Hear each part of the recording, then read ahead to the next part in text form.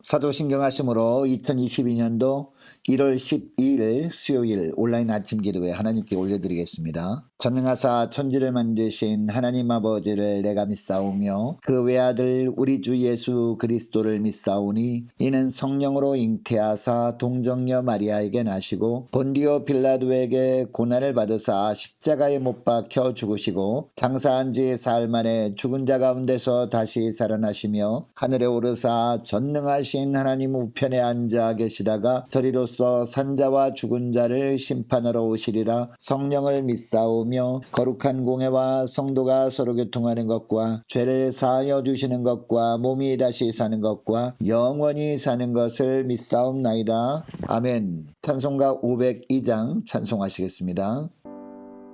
빛의 사자들이여 어서 가서 어둠을 물리치고 주의 진리 모르는 백성에게 복음의 빛 비춰라. 빛의 사자들이여 복음의 빛 비춰라. 죄로운 밝게 비춰라. 빛의 사자들이여 선한 사역 위하여 힘을 내라.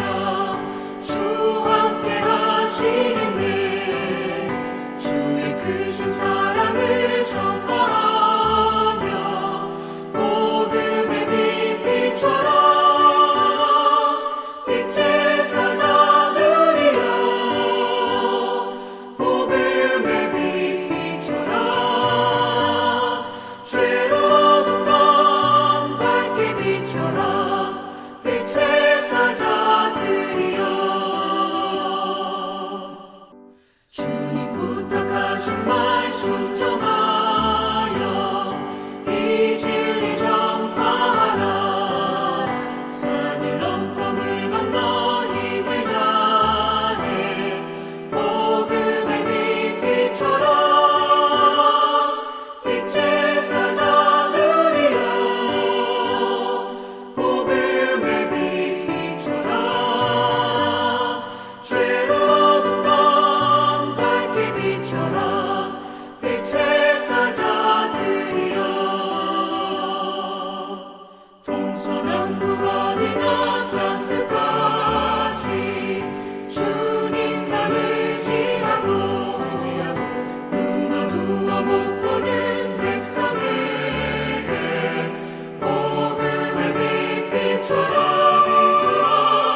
빛의 사자들이여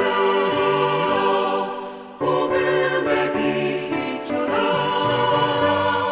죄로운 밤 밝게 비춰라. 빛의 사자들이여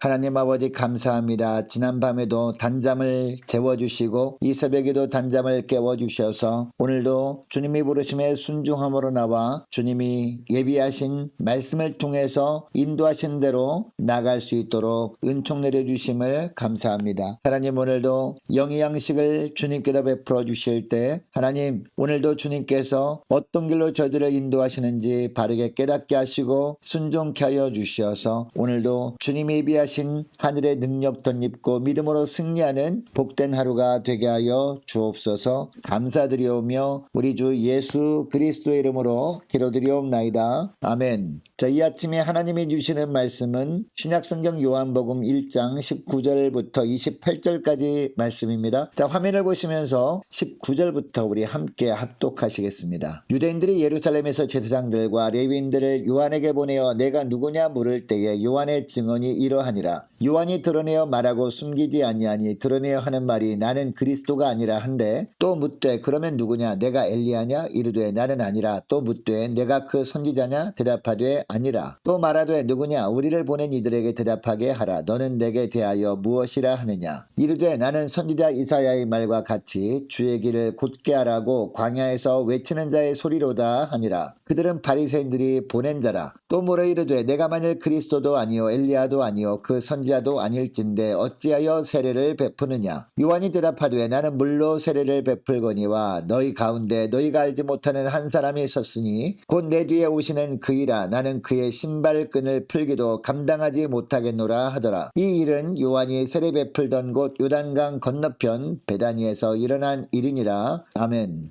여러분, 이 땅에 많은 사람들은요, 어디서 무엇을 하든지 조연보다 주연을 원합니다. 자기가 주도해서 자기가 빛나는 것을 원한다는 겁니다. 그러나 하나님의 자녀는 세상 속에 살아가면서 어떤 삶을 살아야 될까요? 조연으로 사는 것을 기쁨으로 여겨야 됩니다. 왜냐하면 예수님께서도 이 땅에 오셨을 때 섬김을 받기 위해서 오시지 않고 섬기러 오셨다라고 말씀하셨기 때문입니다. 마태복음 20장 28절 말씀해 보면요, 인자가 온 것은 섬김을 받으려 함이 아니라 도리어 섬기려 하고 자기 목숨을 많은 사람의 대적물로 주려 함이니라 라고 하신 겁니다. 여러분, 그러면 우리가 주님과의 관계 속에서 그리고 세상에서나 어떻게 하면 우리가 주연이 아니라 조연으로 살아갈 수 있을까요? 첫째로 늘 겸손히 나를 낮추며 사는 겁니다. 여러분, 당시 세례 요한은 세간의 화제가 되는 인물이었습니다. 왜냐하면 제사장 사가랴의 아들이었기 때문에 가만히 있었으면 아버지의 사가랴의 대를 이어서 제사장이 될 사람이었습니다. 사회적으로 상류층의 삶을 살 수 있었습니다. 그런데 이 세례 요한이 어떤 삶을 삽니까? 광야에서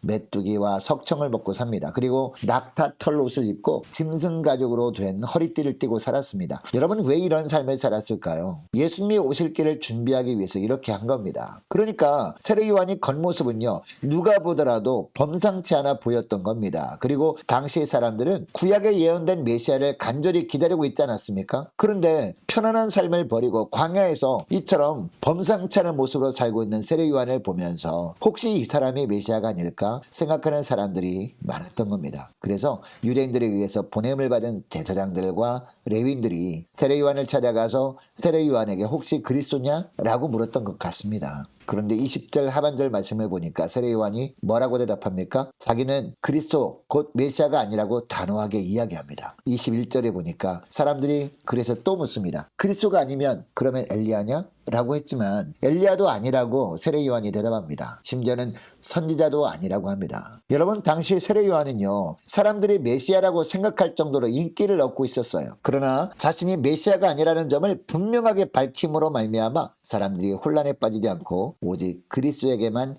향하도록 합니다. 여러분, 세상에서 사람들이 우리를 높여줄 때 우리는 은근히 사람들 앞에서 가진 것을 자랑하며 자신을 드러내고 싶은 마음이 들 수 있습니다. 그러나 사람들이 칭찬과 인정 앞에서도 그리스도인이라면 어떻게 해야 할까요? 겸손하게 나는 결코 대단한 사람이 아닙니다. 이런 모든 능력과 성공이 하나님께로부터 나온 것임을 당당하게 우리가 말할 수 있어야 합니다. 왜냐하면 예수님은 겸손한 자를, 자신을 철저히 낮추는 자를 귀하게 보시며 때가 되면 높여주실 것이기 때문이죠. 늘 내 자신이 뛰어난 능력을 구하기보다도 주님 앞에서 나를 더욱더 낮추며 겸손한 삶을 사시는 저와 여러분 되시기를 주의 이름으로 축복합니다. 자, 두 번째로 묵묵하게 주어진 사명에 최선을 다하는 삶을 사는 겁니다. 자, 22절부터 보니까 세례 요한은 자기가 누구라고 합니까? 특별히 23절 말씀을 보면요, 세례 요한은 이사야서 말씀을 인용하여 대답합니다. 자, 23절 말씀을 보세요. 이르되 나는 선지자 이사야의 말과 같이 주의 길을 곧게 하라고 광야에서 외치는 자의 소리로다 하니라. 아멘. 여러분, 당시 웬만한 유대인이라면 구약 성경에 이 말씀을 너무도 잘 알고 있었을 겁니다. 그런데 너무나 많은 사람들이 이 말씀을 들을 때마다 어떻게 생각했을까요? 아, 구약 성경에 이사야가 이런 말을 했구나 라고 단순히 생각하고 지나가 버렸습니다. 그러나 세례 요한은 이 말씀을 단순히 듣고 끝내버리지 않았습니다. 이 말씀을 깊이 묵상했습니다. 그리고 깊이 묵상하는 중에 하나님께서 나에게 주신 사명이 바로 이것이구나, 주의 길을 곧게 하는 것이 나의 사명이구나 라는 것을 깨닫고 이 사명을 다하는데 최선을 다합니다. 여러분, 이 구절에서 곧게 하라는 것은요, 왕이 지나가는데 걸림돌이 없도록 도로를 정비하라 라는 의미입니다. 자, 그러니까 세례 요한은 자신을 누구라고 하고 있는 겁니까? 세례 요한이 광야에서 살면서 계속해서 외친 말씀이 뭐였어요?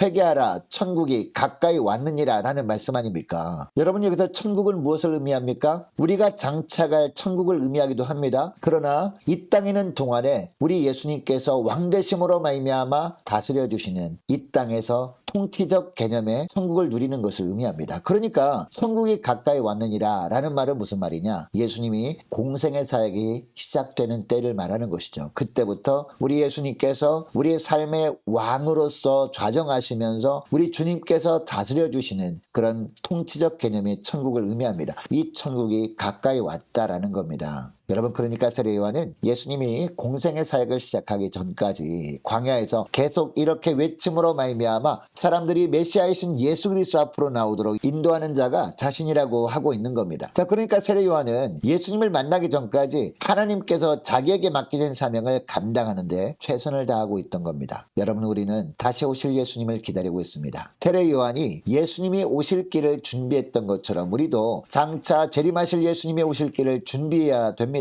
자, 그러면 다시 오실 예수님의 오실 길을 우리가 어떻게 준비해야 될까요? 어디서 무엇을 하든지 교회에서나 가정에서나 세상에서 하나님이 맡겨주신 일들이 있지 않습니까? 그 일들에 최선을 다하는 삶을 사는 겁니다. 여러분, 세상에서는 우리가 하나님께 받은 사명이 무엇입니까? 바로 빛과 소금의 역할을 감당하는 것 아니겠습니까? 이 사명에 최선을 다하는 삶을 사는 겁니다. 여러분, 오늘날 복음을 가로막는 장애물이 너무나 많은 현실입니다. 그럼에도 불구하고 묵묵히 주님이 맡기신 사명, 교회에서나 가정에서나 세상에서나 주님이 맡기신 사명에 최선을 다함으로 말미암아 주님의 오실 길을 잘 준비하며 사는 복된 하루가 되기를 원합니다. 여러분, 셋째는 오직 모든 삶의 초점을 예수님께 맞추며 사는 겁니다. 자, 24절 25절 말씀을 보니까요, 바리새인들이 보낸 자들이 세례 요한에게 또 말합니다. 25절 말씀을 보시기 바랍니다. 내가 만일 그리스도도 아니요 엘리야도 아니요 그 선자도 아닐진데 어찌하여 세례를 베푸느냐라고 합니다. 여러분, 이 질문에 세례 요한이 뭐라고 대답합니까? 26절 말씀 보시기 바랍니다. 나는 물로 세례를 베풀거니와 너희 가운데 너희가 알지 못하는 한 사람이 있었으니 라고 하면서 27절에도 보면 뭐라고 합니까? 곧 내 뒤에 오시는 그이라 나는 그의 신발끈을 풀기도 감당하지 못하겠노라 라고 합니다. 어떻게 보면 동문서답처럼 보이지 않습니까? 그러나 세례 요한은 왜 이런 대답을 한 것일까요? 유대인들에게 물로 세례를 베풀므로 말미암아 회개하고 메시아 예수 그리스도를 받아들일 수 있도록 준비하도록 하려고 이런 대답을 한 겁니다. 그러니까 메시아 그리스도가 이미 오셔서 유대인들 가운데 계셨습니다. 이미 이 땅에 태어난 가운데 계셨던 겁니다. 우리 주님이. 그런데 사람들은 여전히 깨닫지 못하고 있었잖아요. 예수님이 메시아인 줄을. 그래서 메시아 예수 그리스도를 온전하게 드러내려고 이렇게 대답을 한 겁니다. 다시 17절 말씀을 보니까 사도 요한이 뭐라고까지 했습니까? 나는 그의 신발끈을 풀기도 감당하지 못하겠노라 라고 하고 있습니다. 여러분, 당시에 신발끈을 푸는 것은요, 각 가정의 노예들이 하는 것이래요. 그러니까 자기는 예수님의 노예보다도 못한 존재입니다 라고 하면서 오직 예수님만 부각시키고 있는 거예요. 세례를 베푸는 자기가 돋보이려고 하는 것이 아니라 비록 자기가 세례를 베풀지만 자신은 예수님 앞에 노예보다 못한 존재라고까지 하면서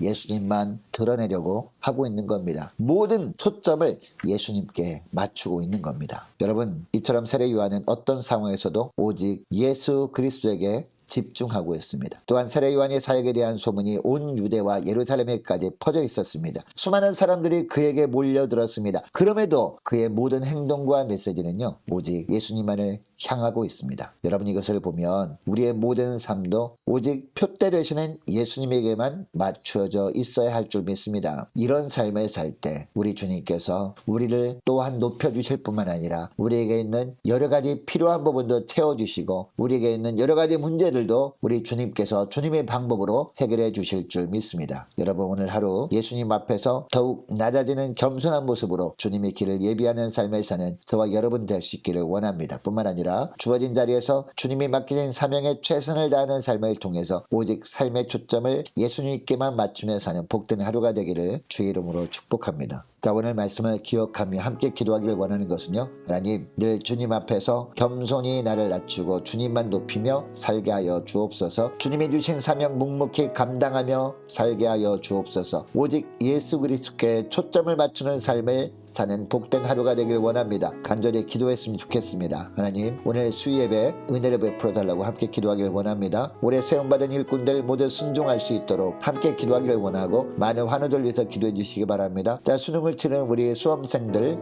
앞날을 위해서, 취업을 앞둔 우리 자녀들이 앞날을 위해서 함께 기도하기를 원하고, 군 복무 중인 이시훈 형제를 위해서, 우리 선교사님들 각 가정을 위해서, 나라 민족을 위해서, 우리 교회 앞날을 위해서 저와 여러분이 가지고 나온 기도 제목을 놓고 우리 함께 기도하기를 원합니다. 기도하겠습니다.